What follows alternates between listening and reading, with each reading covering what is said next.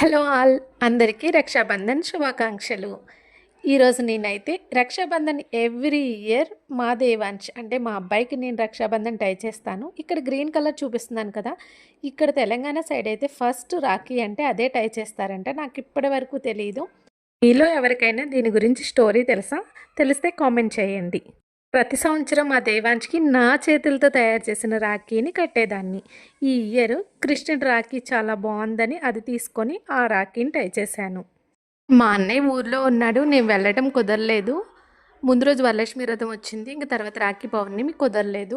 ఇక్కడ ఈ అన్నయ్య గారికి కూడా ఓన్ బ్రదర్తో ఈక్వల్లే మా ఆడపడుచు వాళ్ళ హస్బెండ్.